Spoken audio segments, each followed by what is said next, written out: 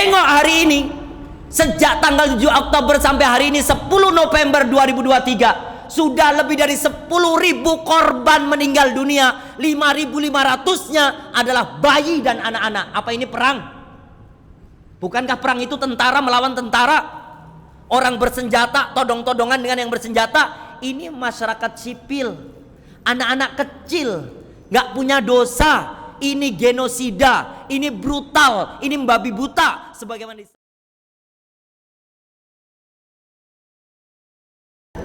Alhamdulillahirabbil alamin.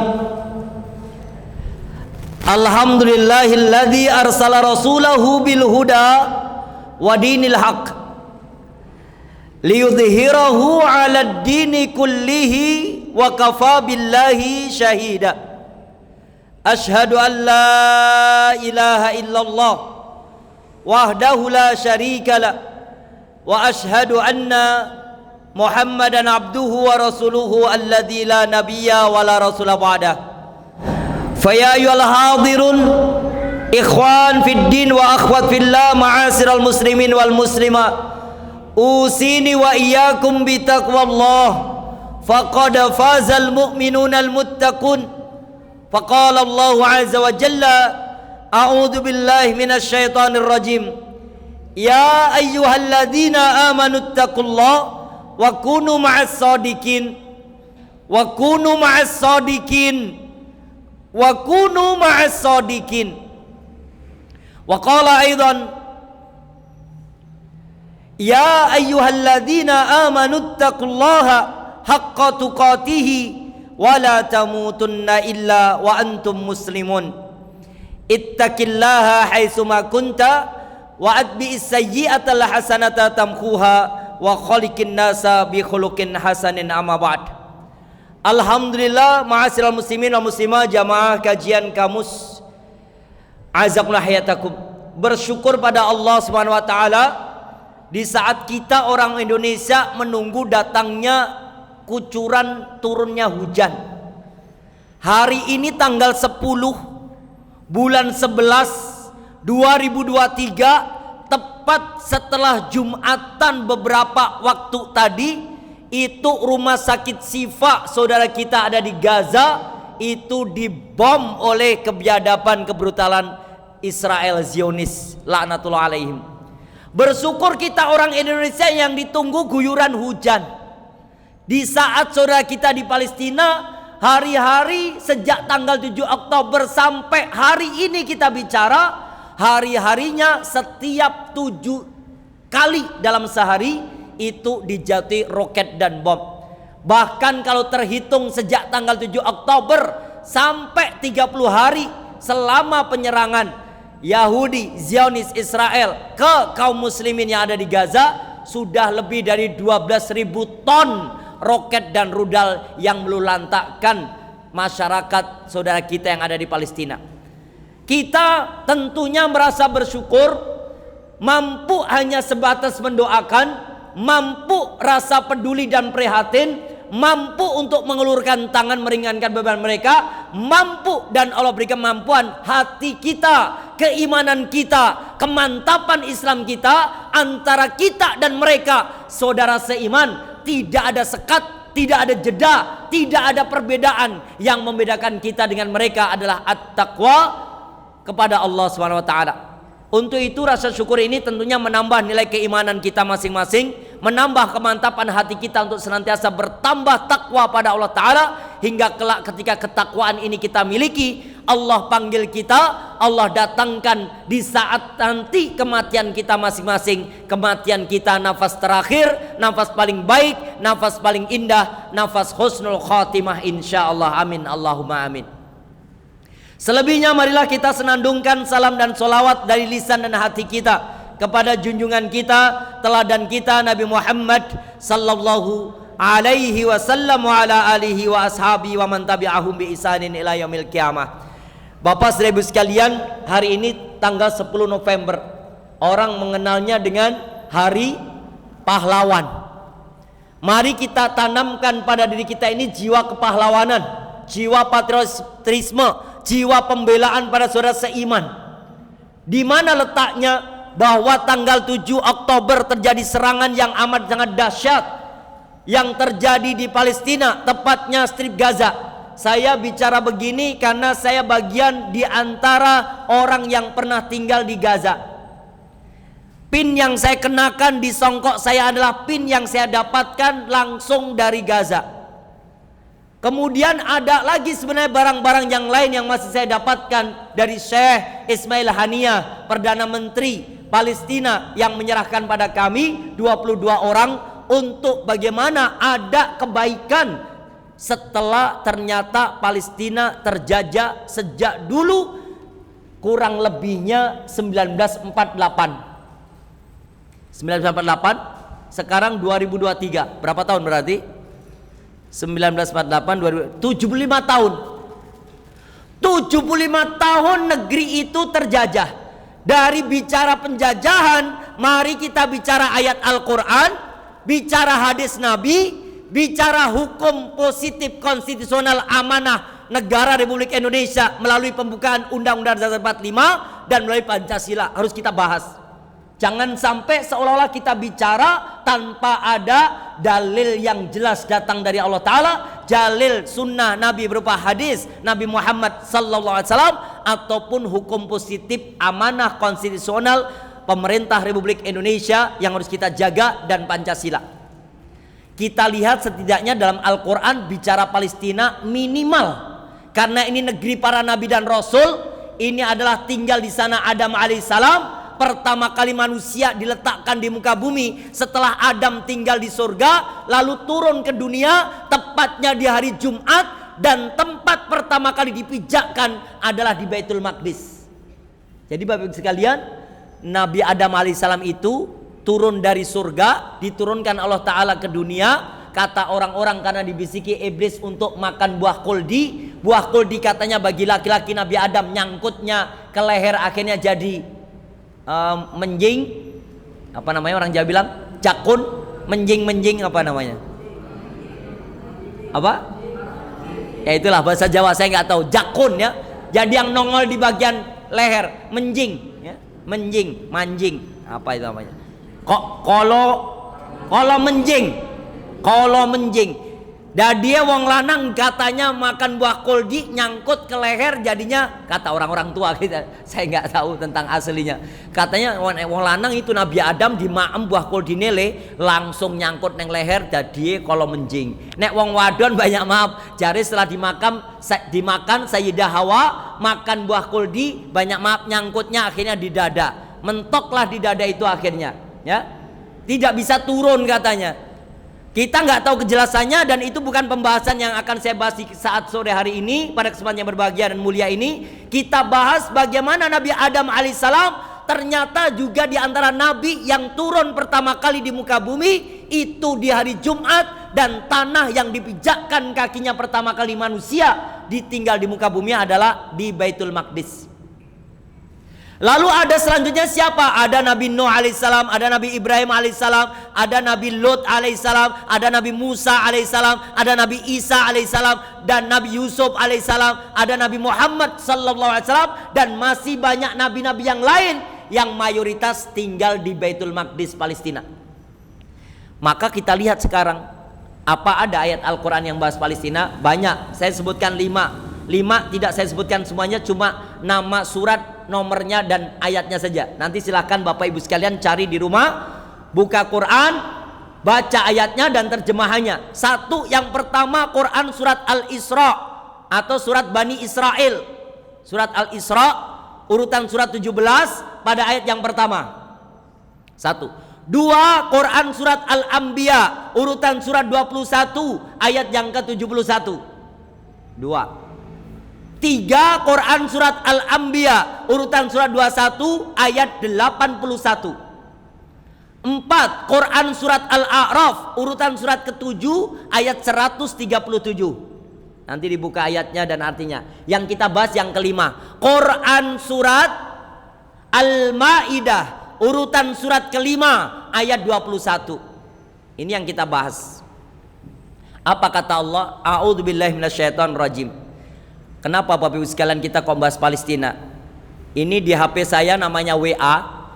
Sejak tanggal 7 Oktober saya membahas Palestina dalam kajian sehari kadang 7 kali, 7 tempat. Subuh saya ada di Tawangmangu, kemudian jam 6, jam 7 saya di Karangpandan, jam 8, jam 9 saya di Matese, dari Matese nanti pada duhur sampai asar saya ada di Karanganyar Kota, setelah itu asar sampai maghrib saya ngisi lagi di Jaten, setelah itu ngisi lagi dari Isya sampai malam di Palur. 7 kali dalam sehari hanya menyampaikan Palestina saja. Sejak tanggal 7 Oktober sampai hari ini sudah masuk tanggal 10 November, sebulan kurang lebihnya saya bicara Palestina. Itu orang pada bicara, ngapain Pak Ustadz capek-capek pusing-pusing mikirin negara lain, mikir negara sendiri aja mumet. Saya bilang, kenapa kok Anda mumet? Saya mikirkan negara Palestina karena perintah Allah. Saya bicara Palestina karena diminta oleh Rasulullah. Kalau nggak ada ayat dalam Al-Quran tentang Palestina, saya nggak bicara Palestina. Kalau nggak ada hadis Nabi, saya nggak akan sampaikan tentang Palestina. Tapi karena ada ayat Al-Quran bahas Palestina, ada hadis Nabi bahas Palestina, Baitul Maqdis, maka saya sampaikan. Adapun negara kita tetap kita pikir, yang membuat kamu pusing mikir negara apa? Kata mereka, kita ini udah ruwet mikir negara. Calon presidennya telu aku mumet Pak. Mumetnya di mana? Lah siji Ganjar Parnowo, ya, Ganjar Parnowo sama Mahfud MD. Pak Ganjar itu adalah dari PDIP dengan Pak Jokowi. Lalu pasangan dua Pak Prabowo dengan Mas Gibran. Pak Prabowo Mas Gibran itu juga anaknya Pak Jokowi. Jadi mumet, ini Pak Jokowi yang mana yang mau gitu kata mereka. Yang ketiga baru Pak Anies Baswedan sama Pak Muhaimin Iskandar. Yang buat pusing kalian apa? Tentukan aja pilihan kamu yang mana, yang sesuai dengan hatimu yang mana. 5 tahun ke depan kamu pengen seperti apa? Kalau milih Pak Ganjar ya berarti otomatis Pak Ganjar sama Pak Mahfud MD, miliknya partai yang kamu mungkin mau di situ PDIP. Kalau miliknya Pak Mas Gibran sama Pak Prabowo ya tahu juga Mas Gibran anaknya Pak Jokowi, sama-sama anak Pak Jokowi. Akhirnya dia, ya itulah yang buat saya mumet. Gak usah mumet, kalau gitu yang ketiga aja Anies Baswedan sama Muhaimin Iskandar, kok jadi mumet amat ya. Saya bilang gitu, katanya mereka ini ruwet Pak, ruwet, saiki negara ruwet. Kita nggak usah mikirkan ruwetnya sebuah tatanan negara yang mungkin jauh daripada syariat. Mari kita tengok Allah berfirman dalam Quran surat Al-Maidah urutan surat yang kelima ayat 21, a'udzubillahi minasyaitonirrajim, ya qaumi dukhulul ardal muqaddasah. Betul nggak ini? Ya qaumi dukhulul ardal muqaddasah allati qad kataballahu lakum fala tartaddu ala adbarikum fatanqalibu khasirin. Quran surat Al-Maidah urutan surat kelima ayat 21. Kata Allah, wahai umat Musa alaihissalam, wahai umat Nuh alaihissalam, wahai umat Isa alaihissalam, wahai umat Lut alaihissalam, wahai umat Ibrahim alaihissalam, kalau hidupmu pengen damai, pengen sejahtera, pengen aman, menggapai syariat Islam yang baik, kamu dimuliakan Allah, udkhulul ardal muqaddasah, masuklah kamu ke Baitul Maqdis, datanglah kamu ke Baitul Maqdis, yang minta Allah. Kalau pengen aman, pengen sehat, pengen kuat, pengen sejahtera, pengen damai, masuknya Baitul Maqdis. Maksudnya diatur dengan aturan Allah, bukan aturan Yahudi, bukan aturan Israel, bukan aturan Zionis, tapi aturan Allah. Ya qaumi dukhulul ardal muqaddasah, masuklah ke Baitul Maqdis allati qad kataballahu lakum. Baitul Maqdis itu sudah ditetapkan buat kamu. Baitul Maqdis itu sudah dimantapkan buat kamu, wahai pengikut Muhammad sallallahu alaihi wasallam, wahai orang Islam. Fala tartaddu ala adbarikum, jangan sampai kau mundur selangkah pun karena takutnya kamu pada musuh. Kalau kamu sampai takut pada musuh gara-gara kamu mundur selangkah, rasa takutmu bukan karena Allah tapi takut karena musuh, fatanqalibu khasirin, kamu akan rugi dunia akhirat, kau bangkrut dunia akhirat. Kau akan tidak pernah merasakan kedamaian dunia maupun akhirat. Kau nggak mendapatkan kesejahteraan dunia akhirat. Kau akan rugi selama-lamanya dunia maupun akhirat. Maka Allah perintahkan kita masuk Baitul Maqdis. Artinya kalau sudah masuk Baitul Maqdis, kemenangan umat Islam pasti akan terwujud.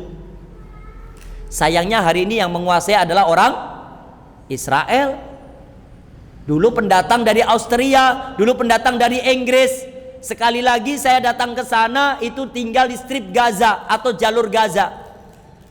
Ketika kami ternyata menggendong anak usia 6 tahun karena dia terjatuh, ada radiasi dari roket yang mereka luncurkan. Radiasi jaraknya jauh tapi mereka kena asapnya itu langsung menghirupnya sesak napas. Saya gendong di tangan kanan. Ada anak kecil lagi usia 4 tahun, saya gendong di tangan kiri saya. Lari nyari ambulan gak dapat. Ternyata kami datang ke sana itu untuk belajar Al-Quran. Kami bukan pasukan tempur, kami bukan militer perang, kami ini guru ngaji. Datangnya kami belajar Al-Quran, ngapalin Al-Quran. Ternyata sama. Begitu sampai depan rumah sakit, pintu gerbangnya udah didegler, gak bisa masuk kami. Padahal bawa 2 anak kecil dalam kondisi sesak nafas. Tengok hari ini, sejak tanggal 7 Oktober sampai hari ini 10 November 2023 sudah lebih dari 10.000 korban meninggal dunia. 5.500-nya adalah bayi dan anak-anak. Apa ini perang? Bukankah perang itu tentara melawan tentara? Orang bersenjata todong-todongan dengan yang bersenjata. Ini masyarakat sipil, anak-anak kecil, gak punya dosa. Ini genosida, ini brutal, ini membabi buta, sebagaimana disampaikan oleh Ibu Menteri Luar Negeri Retno Marsudi. Siapa namanya? Ya benar, Retno Marsudi. Beliau menyebutkan ini adalah pembantaian yang sangat barbar dan brutal, karena yang diserang kebanyakan anak-anak, bayi dan wanita. Ini barusan video saya tunjukkan pada beliau Syehron. Ini lihat jam tanggal 10 bulan 11 2023 Ba'da Jumatan, rumah sakit Syifa. Kami pernah tinggal di dalam rumah sakit itu karena ada beberapa pasien yang mesti harus kami kunjungi dengan mendapatkan bantuan dari Indonesia. Ternyata juga sama, dibom. Ini Jumat, Ba'da Jumatan. Selisih waktu kita kan 4 jam. Ini sekarang jam berapa? Setengah 5. Di sana berarti jam berapa? 4 jam mundur. Setengah 5, setengah 4, setengah 3, setengah 2. Persis setelah Jumatan. Ibu Retno menyebutkan ini barbar, ini brutal, ini ngeri sekali. Ini bukan perang. Maka Allah perintahkan, masuklah Baitul Maqdis. Sudah ditetapkan negeri itu buat kamu. Jangan pernah kamu mundur selangkah pun karena takut pada orang-orang Israel itu. Fatanqalibu khasirin. Kalau kamu sampai mundur takut, gak punya belas kasih, gak punya rasa cinta, gak mendoakan mereka, gak mengulurkan tangan buat mereka, kamu gak peduli, masa bodoh, cuek, acuh tak acuh dengan Palestina, fatanqalibu khasirin, kata Allah, kau akan bangkrut dunia akhirat, kau rugi dunia akhirat, kau gak dapat apa-apa di dunia akhirat. Jangan ambil bagian di dunia dan kau akan disiksa nanti di akhirat. Gara-gara apa? Kita mundur, gak mau peduli dengan Palestina, gak mau peduli dengan Baitul Maqdis, gak mau ngomongin. Setidaknya kita ngirimin doa. Gak mampu berdoa, setidaknya kita kirimkan apa yang kita mampu. Gak mampu juga, jangan bully, jangan nyinyirin, jangan menghina. Ojo nginye apa? Ngenye. Bahasa Jawanya menghina apa, Bunda? Ngenye ya, ojo ngenye. Apa sih? Ngejek bahasa Jawanya? Ngenye. Oh ngenye, ojo ngenye, ojo bully, ojo menghina, ojo mencaci maki, ojo menghujat. Kita harus mencintai Baitul Maqdis, perintah Allah. Kemudian apa kata Nabi Muhammad sallallahu alaihi wasallam? Yang pertama, Nabi kita menyebutkan, la tusaddur rihal illa ila salasati masajid. Kau jangan berpayah-payah hidup di dunia. Kau jangan capek-capek ngumpulin harta benda. Kalau kerja kau nggak usah sibuk-sibuk nyari uang, kecuali sibuk kamu, kerja keras kamu, kerja berat kamu, mencari harta kamu, kecuali untuk mengunjungi 3 masjid. Boleh kerja keras, boleh kata Nabi. Boleh capek-capek, boleh nyari harta yang banyak dengan susah payah, boleh. Tapi tolong peruntukkan kesusah payahan kamu, ngumpulin harta benda kamu, capek-capek ngumpulin duit kamu, kecuali kamu gunakan untuk mengunjungi 3 masjid saja. Masjidil Haram silahkan dikunjungi dengan susah payah, silahkan kunjungi dengan ngumpulin harta yang banyak, silahkan kunjungi dengan doa-doa terbaik, silahkan kunjungi dengan kerja keras, silahkan kunjungi dengan perjalanan yang cukup jauh, boleh. Masjidil Haram. Wa masjidi hada, kata Nabi, dan masjidku ini, Masjid Nabawi di Madinatul Munawwarah. Yang ketiga, wal Masjidil Aqsa, datanglah kamu ke Masjid Aqsa. Kenapa? Kiblat pertama kaum muslimin. Kenapa? Negeri para nabi dan rasul. Kenapa? Tanah di mana itu ada sebuah tanah ikut naik ke atas sampai ngawang-ngawang, belum sampai tinggi amat. Lalu Nabi naik ke Sidratul Muntaha. Kalau ibu-ibu bapak sekalian lihat kubah warna kuning, namanya kubah Sakhroh. Itu di bawah kubah kuning itu ada tanah yang terangkat, yang dipakai pijakan Nabi. Mau naik ke Sidratul Muntaha, ternyata nggak terangkat. Tanahnya ini gantung, sekarang dipasangi kawat-kawat dan juga baja biar nggak terjatuh. Di bawahnya musola, tempat sholat. Kubah itu namanya kubah Sakhroh. Mana Masjid Al-Aqsanya? Yang kubahnya warna abu-abu, kubah Al-Qibli. Disitulah Masjid Al-Aqsa. Mana Baitul Maqdis? Luas, bukan hanya kecil, luas, kubahnya banyak. Dan penjaganya 2, Yahudi dan Muslim. Yahudi itu luar biasa, ngeri mereka. Setiap orang Islam mau masuk, mau sholat, dihalang-halangi. Tapi kalau Yahudi mau megangi tembok ratapan, dipersilahkan, luar biasa. Nggak adil mereka. Oke, kata Nabi, datanglah dengan susah payah ke 3 masjid ini. Berarti kita diminta untuk datang. Fa inna sholatan fi, karena kamu sholat di dalamnya Al-Aqsa, kamu seperti melakukan sholat dengan jumlah, ada yang mengatakan 500 rakaat, ada yang mengatakan 1000 rakaat. Berarti Nabi meminta kita untuk datang ke Al-Aqsa. Dan kita beriman karena ucapannya Kanjeng Nabi itu adalah al-hadis. Hadis itu berarti sabdanya Nabi, perintah, berarti bagian dari mencintai Nabi, menjalankan apa yang diucapkan oleh Nabi. Bagian dari cinta Nabi, mengamalkan apa yang diamalkan oleh Kanjeng Nabi. Yang kedua, Nabi juga menyebutkan seorang wanita namanya Maimunah. Maimunah itu apa? Khodimah. Maimunah itu hari-harinya di Masjid Nabawi. Rumahnya Rasulullah SAW itu di samping Masjid Nabawi. Maimunah maulatan Nabi SAW. Maimunah itu orang yang berkhidmat di rumahnya Nabi, bersihin rumahnya Kanjeng Nabi, masak buat keluarganya Kanjeng Nabi, nyapu masjid agar masjid untuk ibadah Kanjeng Nabi dan juga para sahabat, para jamaah yang lain. Kemudian beliau berkhidmat. Maimunah bertanya pada Nabi, "Ya Nabi Allah," kata Maimunah, "aftina an Baitil Maqdis." Beri fatwa saya ya Rasulullah, beri fatwa kami ya Rasulullah, ya Nabi Allah, tentang Baitul Maqdis. Apa menurut kamu Baitul Maqdis itu, wahai Nabi Allah? Qala, Nabi menjawab, kata Nabi, ardul mansyar wal mahsyar. Baitul Maqdis itu tempat di mana kalau manusia nanti berkumpul semuanya, orang Yahudi akan kumpul semuanya di Palestina. Lalu mereka berkumpul dengan sekutu-sekutunya. Setelah itu akan terjadi perangan besar. Isa alaihissalam turun di Manaratul Baidah yang ada di Suria. Menara Putih itu di Suria, bumi Syam. Lalu diaraklah Isa alaihissalam untuk menuju ke Palestina. Pada hari Jumat tepatnya waktu subuh, Isa alaihissalam sampai di Masjid Al-Aqsa. Lalu sholat subuh berjamaah bersama Al-Imam Al-Mahdi. Dan Dajjal terbunuh saat itu melalui tangannya Al-Imam Al-Mahdi. Lalu setelah itu sholat subuh, ternyata yang menjadi imam Imam Al-Mahdi. Isa alaihissalam sholat di belakangnya. Apa kata Imam Al-Mahdi? Ya Nabi Allah Isa, wahai nabinya Allah Isa, Anda seorang nabi, sementara saya akhir dari nabi, Nabi Muhammad, saya pengikut Nabi Muhammad. Ya Isa, silahkan kamu yang jadi imam. Apa kata Isa? Ya Imam Al-Mahdi, saya ini pengikut ajaran Muhammad, saya ini pengikut syariat Islam. Silahkan kamu jadi imam, aku jadi makmum. Di hari Jumat nanti orang berkumpul, kaum muslimin, Yahudi semuanya mati, terbunuh semuanya. Itu adalah di Palestina, Baitul Maqdis. Maka disebutkan Ardul Mansyar. Sehingga semua pohon dan batu bicara semua, Bu. Setiap batu yang itu adalah gede, bongkahan batu, orang Yahudi ngumpet di belakangnya. Lalu batu itu ngomong, ya Muslim, ta'al, orang Islam kesini, wahai mak-mak yang muslimah kesini, di belakangku ada orang Yahudi, uktulhu, patenono.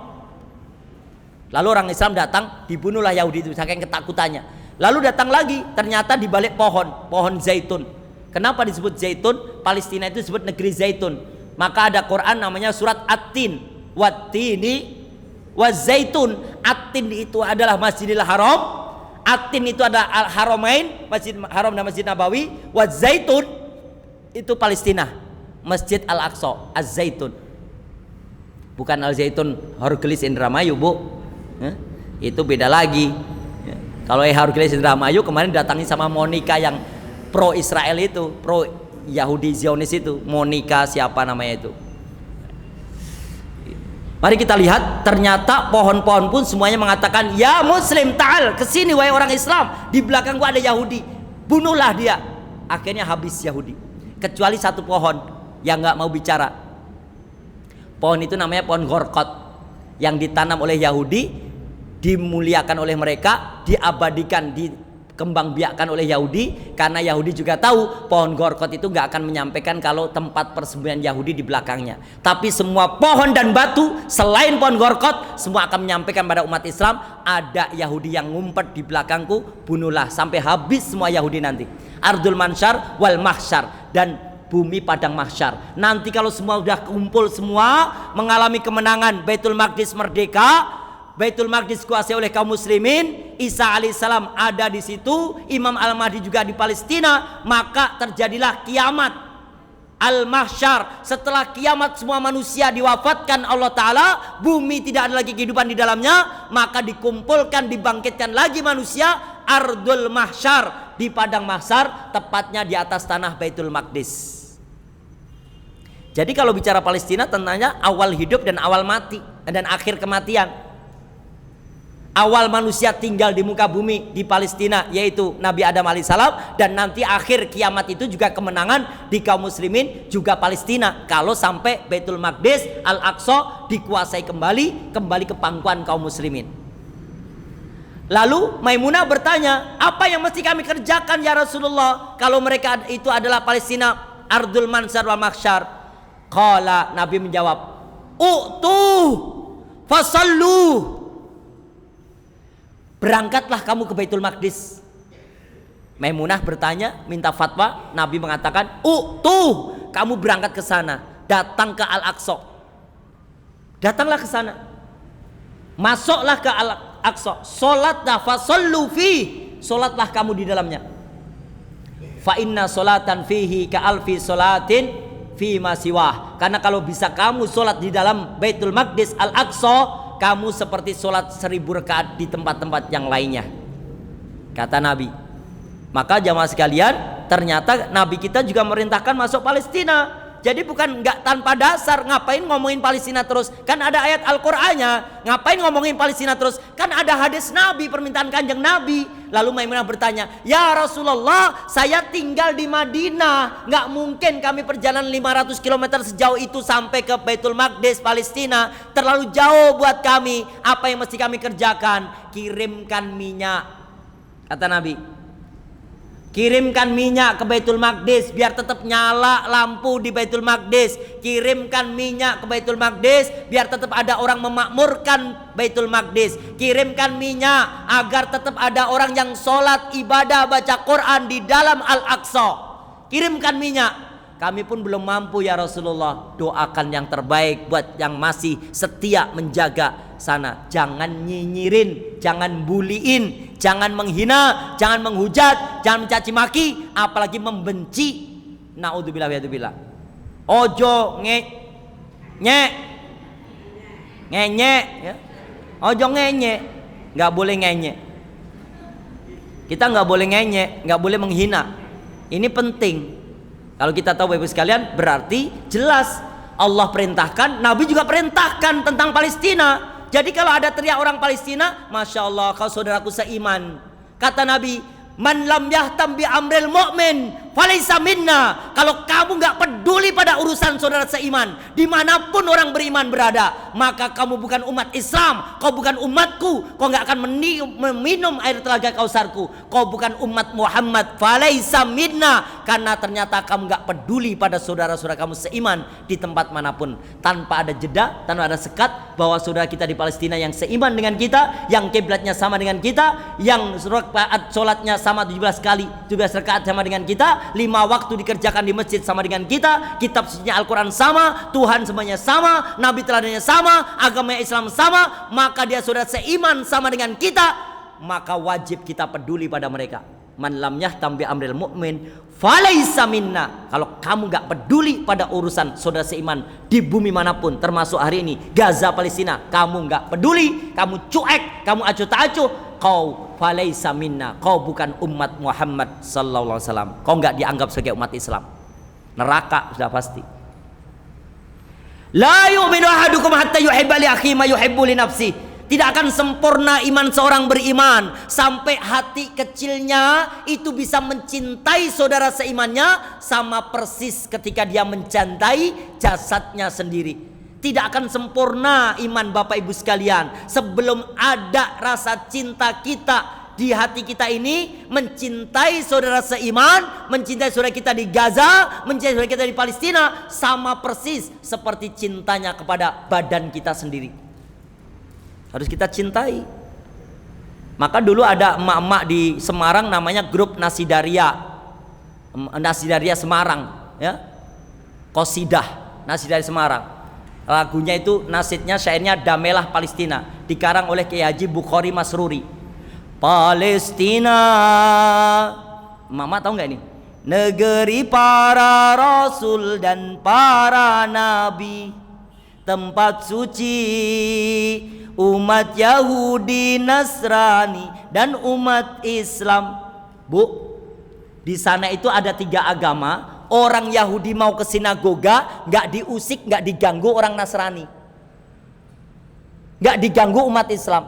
Orang Nasrani mau ke gereja nggak diusik, nggak diganggu oleh orang Yahudi, nggak diusik, nggak diganggu oleh umat Islam. Orang Islam pergi ke Al-Aqsa, sholat di Baitul Maqdis, nggak diganggu orang Nasrani, nggak diusik sama orang Yahudi. Karena memang negeri para nabi dan rasul. Diingat bahwa saat itu ternyata kehidupan mereka damai sejahtera. Tapi begitu kedatangan Austria, penjajah dari Inggris, yang Zionis Israel yang sekarang sedang brutal membabi buta kesetanan ini, ya, mereka nggak layak disebut manusia, Bu. Ketek ogleng lah, ya. Ketek mereka itu, manusia kera, ya, monyet semua mereka ini. Enggak, karena enggak manusiawi. Mereka sudah kayak hewan. Anak kecil dibantai, menemukan bayi tanpa kepala, kakinya sudah tidak ada. Jumlahnya 10.000 itu korban yang meninggal dunia. 10.000 itu kebanyakan bayi dan anak-anak. Ini genosid, pembantaian massal, biar nggak ada lagi generasi Islam di muka bumi, biar nggak ada lagi generasi Islam yang menjaga Al-Aqsa. Padahal dulu damai, Yahudi, Nasrani, sinagoga, gereja, masjid, damai dengan tempat ibadahnya masing-masing. Tapi gara-gara orang Inggris yang menjajah 75 tahun mereka bercokol di situ, menggeser tanah sejengkal, digeser lagi, bikin tembok, akhirnya tinggallah Gaza yang cukup kecil, cuma 40 km luasnya. Sementara mereka sudah mencapai angka berapa tuh? 60 km, lebih dari 100%-nya. Naudzubillah wa yadzubillah, kekejaman mereka. Maka dulu ada emak-emak yang menyanyikan itu, negeri para rasul dan para nabi, tempat suci umat Yahudi, Nasrani, dan umat Islam, jadi lambang kerukunan semua agama samawi. Agama Islam, agama Yahudi, agama Nasrani. Mestinya Yahudi Nasrani sudah beriman kepada Al-Quran. Al-yauma akmaltu lakum dinakum wa atmamtu alaikum ni'mati wa raditu lakum al-Islam adina. Quran surat Al-Maidah urutan surat kelima ayat yang ketiga. Tapi ternyata Yahudi Nasrani nggak mau beriman pada Al-Quran, nggak mau beriman pada Allah, nggak mau beriman kepada Rasulullah Muhammad SAW. Mestinya udah beriman karena turun Al-Quran. Ya, jadi lambang kerukunan semua umat agama samawi. Tapi kini oh nasibmu sangat menyedihkan.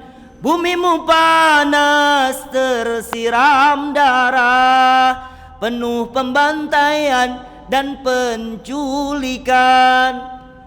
Itu ditulis tahun 80-an oleh Kiai Haji Bukhari Masruri, yang akhirnya dinyanyikan emak-emak Nasdaria Semarang, grup qasidah. Nanti kalau ibu-ibu di rumah menulis Damelah Palestina Nasdaria Semarang, muncul itu lagunya. Ya.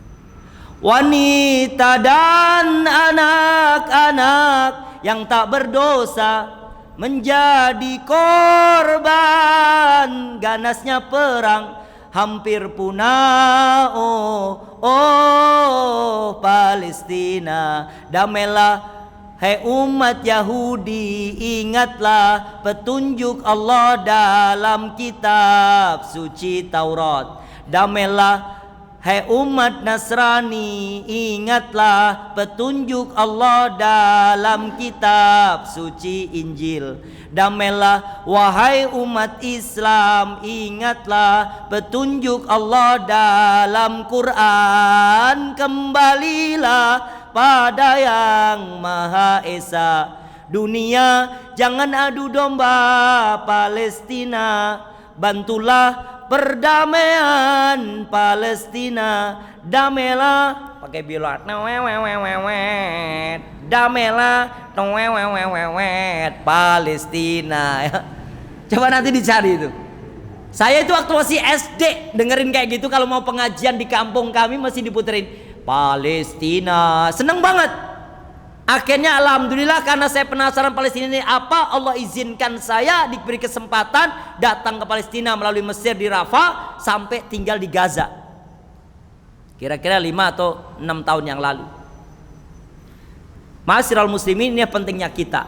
Hukum Al-Quran meminta kita datang ke Palestina, Baitul Maqdis. Hadis Nabi meminta kita, kanjeng Nabi juga kita untuk datang ke Palestina. Kalau nggak bisa datang maka kita diminta lagi untuk berdoa. Kalau kita bisa ngirimkan sesuatu minyak biar tetap nyala lampu di Baitul Maqdis, biar tetap ada orang yang menjaga Baitul Maqdis, biar umat Islam di sana tetap aman, damai, bisa ibadah dengan khusyuk di Baitul Maqdis. Syukur kita minta pada Allah Ta'ala, ya Allah karuniakan rizki pada saya untuk bisa melaksanakan sholat di Al-Aqsa sebelum mati saya. Minta pada Allah begitu mestinya. Jangan cuma 2 masjid, Masjidil Haram, Masjid Nabawi, 3 masjid. Dan alhamdulillah tiga-tiganya saya sudah kunjungi tiga-tiganya. Ya. Selanjutnya, ini nggak melanggar hukum pemerintah Republik Indonesia, Pak Ustadz. Mari kita lihat. Waktu SD, kalau suruh baca hari Senin itu teks Pancasila, nggak usah bawa teks. Saya selalu minta pada guru, Pak, saya nggak usah pakai teks. Lah kenapa le? Saya hafal Pak. Oh ya sudah, langsung. Pengucap teks Undang-Undang Dasar 1945 oleh petugas. Siap. Saya dari sudut lapangan tuh. Kadang di alun-alun hari Pramuka atau hari 17 Agustus. Lari saya ke tengah. Lapor pengucap teks Undang-Undang Dasar 1945 siap dilaksanakan. Laksanakan. Siap laksanakan. Orang lain buka teks cekrek gitu. Saya enggak. Langsung. Undang-Undang Dasar Negara Republik Indonesia tahun 1945 pembukaan bahwa sesungguhnya kemerdekaan itu ialah hak segala bangsa, dan oleh sebab itu maka penjajahan di atas dunia harus dihapuskan karena tidak sesuai dengan pri kemanusiaan dan pri keadilan, dan perjuangan pergerakan kemerdekaan Indonesia telah sampailah kepada saat yang berbahagia dengan selamat sentosa mengantarkan rakyat Indonesia ke depan pintu gerbang kemerdekaan Indonesia yang merdeka, bersatu, berdaulat, adil dan makmur. Atas berkat rahmat Allah yang Maha Kuasa dan dengan didorongkan oleh keinginan luhur supaya berkehidupan kebangsaan yang bebas, maka rakyat Indonesia menyatakan dengan ini kemerdekaannya. Sampai akhir hafal. Ibu-ibu nggak melanggar kalau mau bela Palestina itu perintah amanah konstitusi. Disebutkan situ bahwa kemerdekaan itu ialah hak segala bangsa. Semua orang jangan dijajah, semua orang jangan ditindas, orang-orang jangan didolimi, orang-orang jangan disakiti, orang-orang jangan dibom, jangan diroket, jangan dirudal. karena mereka orang sipil yang tidak berdaya, apalagi anak-anak dan bayi. Kita harus marah, hak segala bangsa. Lalu disebutkan di situ, dan oleh sebab itu maka penjajahan di atas dunia harus dihapuskan. Gak boleh ada bentuk penjajahan apapun. Harus marah pada Israel. Cara marahnya apa? Jangan beli rinso. Cara marahnya apa? Jangan beli Sunlight. Jangan beli McDonald, jangan beli Starbucks. Apa itu namanya Starbucks? Yang segala sesuatu dari Zionis, Yahudi tinggalkan, karena 20%-nya dipakai beli rudal. 20% dari penjualan mereka Unilever, Yahudi, Israel, Zionis itu dipakai untuk menembaki anak-anak dan bayi di Palestina, di Gaza. Tinggalkan, ganti yang Wing. Apa mereknya Wing? Kalau sampo mereknya Wing apa bunda? Ayo, nggak tahu mereknya, jangan-jangan Unilever semua nih ya. Kalau odol yang mereknya selain Unilever, kalau Unilever jelas Pepsodent ya. Pepsodent jelas itu Unilever. Dan masih banyak lagi. Ada bayi namanya Sweet Sal itu juga Unilever punya. Ganti rokok, bapak-bapak yang masih merokok, 20% hasil dari jual rokok itu 20%-nya dipakai beli roket dan rudal untuk membantai anak-anak muslim, kaum muslimin Gaza, Palestina. Naudzubillah. Jelas hukum positifnya kita diminta menghapuskan penjajahan dunia. Ya, 3. Ayat Al-Qur'an jelas. Hadis Nabi jelas. Yang ketiga, hukum positif amanah konstitusional pemerintah Republik Indonesia jelas. Dalam pembukaan Undang-Undang 45, kita diminta mengusir penjajah di atas dunia. Tidak boleh ada bentuk penjajahan seperti apapun di negeri ini, di dunia ini. Yang keempat, mari kita lihat Pancasila pada sila kedua. Apa kata Pancasila sila kedua?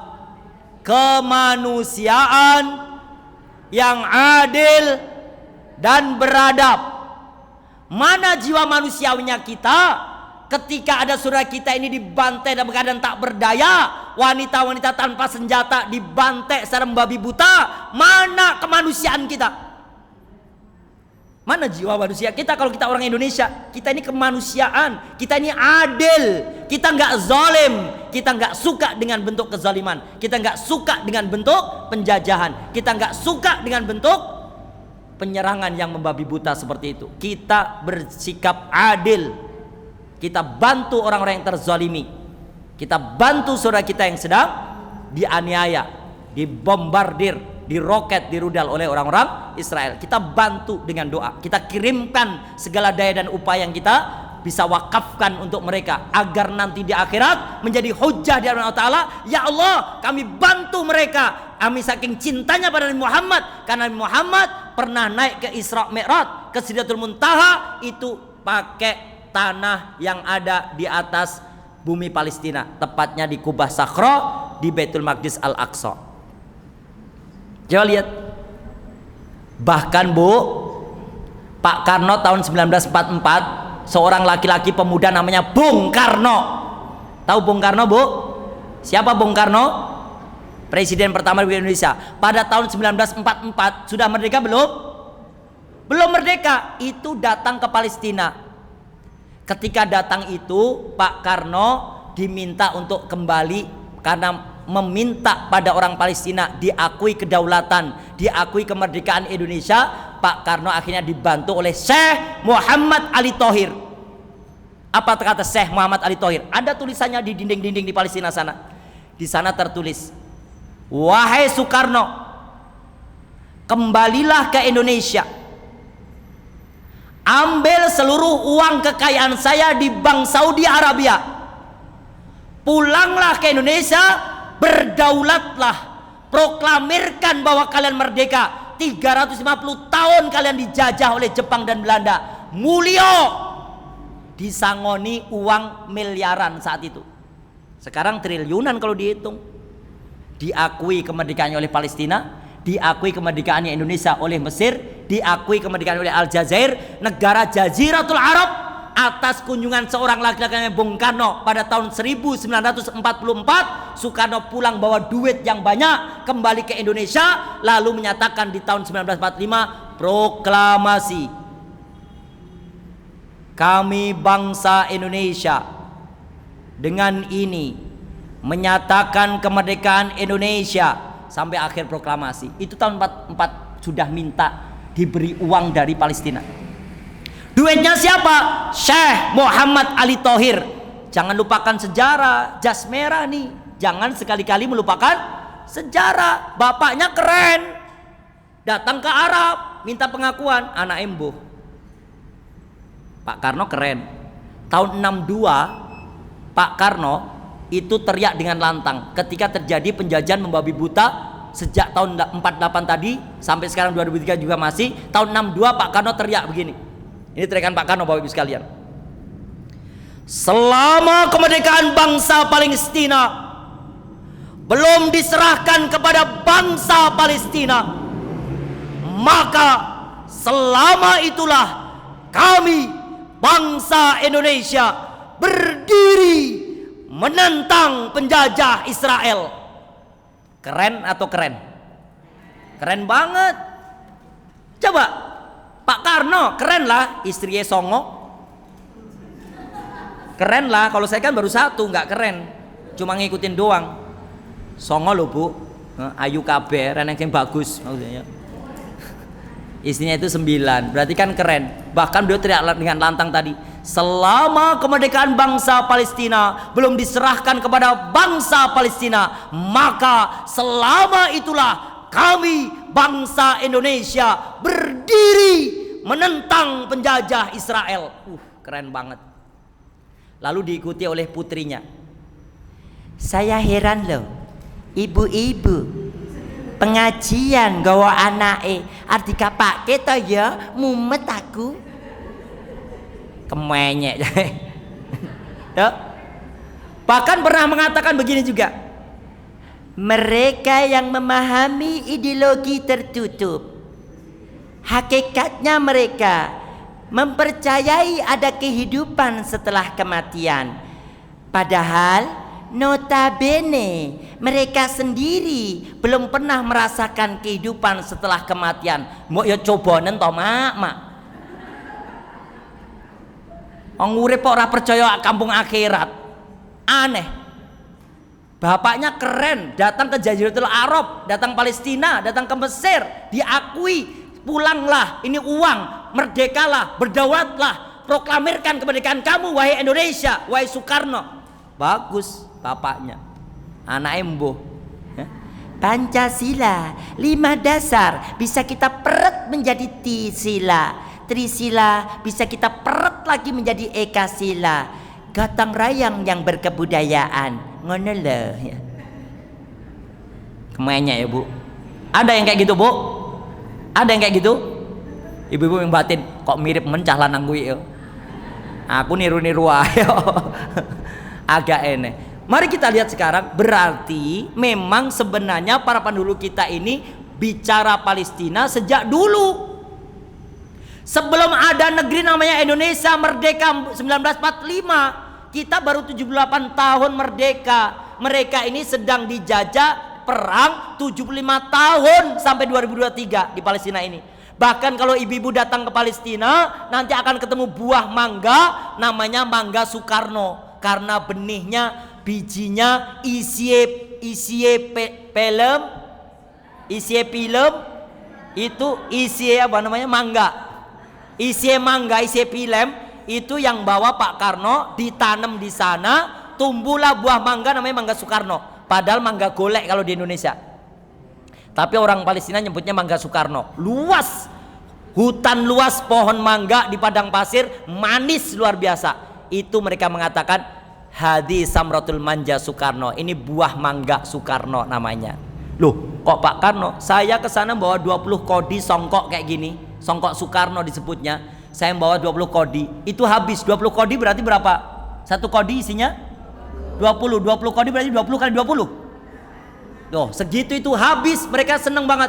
Songkok Soekarno, Kolan Suah Soekarno dipakai sama mereka, dipasangi pin Indonesia Palestina kayak gini nih. Setiap datang anak-anak sana bawa bendera merah putih di tangan kanan, bendera warna Palestina di tangan kiri. Mereka kibar-kibarkan, ahlan wa marhaban ya Indonesia, ahlan ya Soekarno. Soekarno Samsudin Asrori yo. Istrinya baru satu kok, dibilang Soekarno, nek songo baru Soekarno ya. Coba ibu sekalian, saya dibilang Soekarno di sana gara-gara songkok ini aja ternyata di sana banyak pohon mangga Soekarno. Itu bukti sebelum merdeka Pak Karno udah di sana. Maka saya berpikir, ya Allah izinkan saya ke Palestina lagi, karena dulu waktu di sana di Gaza tidur kami beralaskan pasir, bantalnya pasir, kasurnya pasir. Saya nyari bantal kapok nggak ada. Suatu saat ya Allah saya akan pulang ke Karanganyar, ke Matese, saya ngumpulin biji kapok yang warna hitam, saya tabur di Palestina. Warna hitam itu tumbuh pohon kapok, randu. Nanti kapoknya bisa untuk bantalan kasur. Kalau cucu saya datang, ahlan wa marhaban ya Mister Kelenteng. Gak ada kelenteng sih Bu. Kalau kesana bawa kelenteng ya. Tahu kelenteng nggak ibu-ibu? Warnanya hitam, bijinya randu. Saya sampai berdoa sejak itu, ya Allah izinkan saya kembali lagi ya Allah. Saya genggam kelenteng gini, ya Allah izinkan saya. Kenapa Soekarno yang bawa mangga akhirnya dikenal menjadi mangga Soekarno? Kenapa saya orang Matese gak bisa bawa biji kelenteng ini kembali ke Palestina? Saya taburkan biji randu kelenteng ini, biar anak cucu saya kalau datang, cucunya Mister Kelenteng ya gitu. Ya, dan di sana masya Allah keimanannya, lisannya selalu ada doa-doa terbaik, hari-harinya keimanan yang di hatinya luar biasa. Mereka nggak pernah gentar, nggak pernah takut. Anak 7 tahun kami minta untuk bawa pulang ke Indonesia, saya sampaikan, yuk ke Indonesia. Di sana ada Gunung Lawu, ada Gerujukan Sewu, ada kebun teh menghampar luas di Kemuning. Saya sebutin, anak 7 tahun, wallahi la, demi Allah nggak selangkah pun saya nggak akan tinggalkan Gaza Palestina. Saya akan jaga itu Al-Aqsa Baitul Maqdis, kata mereka. Padahal 7 tahun. Saya tanya, aina ummuk, mana ibumu?